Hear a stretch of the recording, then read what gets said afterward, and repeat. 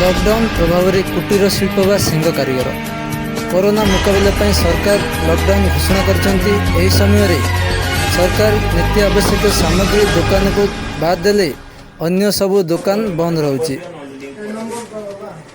यही समय सरकार लॉकडाउन किछि मात्रा कोहल करिया परे सीमेंट दुकान अन्य सामग्री दुकान ପାଇଁ अनुमति देइछन्ति। मात्र कुटीर शिल्प व सिंह कारीगर मानक सरकार भूली जाइछन्ति। एही परिप्रेक्षी रे आमे देखिबा गजपति जिल्लार किछि कुटीर शिल्प व सिंह कारीगर सेमानंकर कौलिक वृत्ति को आपणे नैछन्ति। एही कौलिक वृत्ति तांकर एक मास होला ठप रहिछि। ठप रहिया फल रे आर्थिक स्थिति दुर्बल होइछि।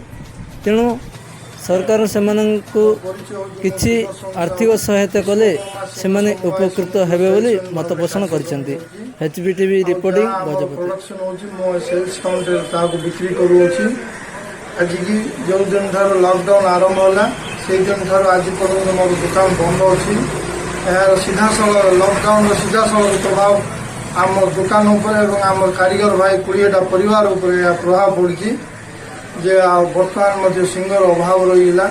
सिंह आसिया परिस्थिति लॉकडाउन आरंभ हो सिंह भी आसी पारला नहीं।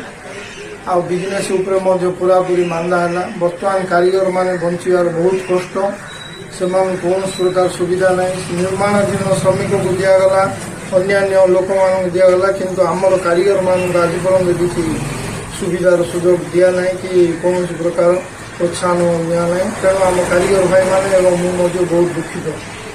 सब कारीगर मैंने आमर सिंहटा आसार जदि सुविधा हम यह तो पाखतरू कौट आसुनी सुदूर हैदराबाद यार आसार टे जब सरकारी स्तर में सुविधा हम आम भल सुविधा पाइपर। एवं जो कोविड-19 जो कारीगर मैंने एकाठी कम कर तेणु घर किसी कम कर जिनपतर आणुच्च समुद्र को संख्या सदृश।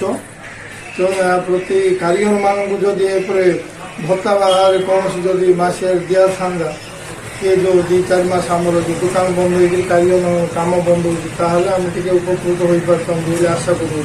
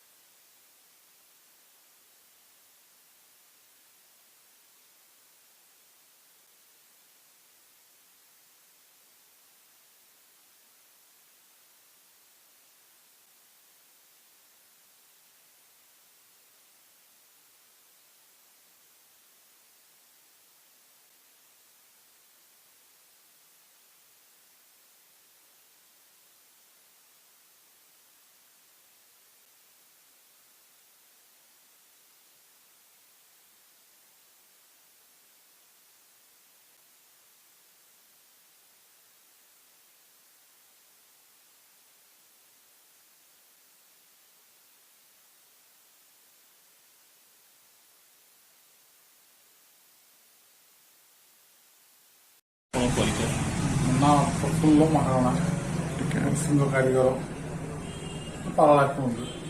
ସାର୍ ଲକଡାଉନ ହେଇଛି, ଲକଡାଉନ ଦ୍ୱାରା ଆପଣଙ୍କର ଭରଣ ପୋଷଣ ଆପଣଙ୍କର ଜିନିଷ କୋଟା ସେଲ୍ସ ହଉଛି କଣ ହଉଛି ଟିକେ?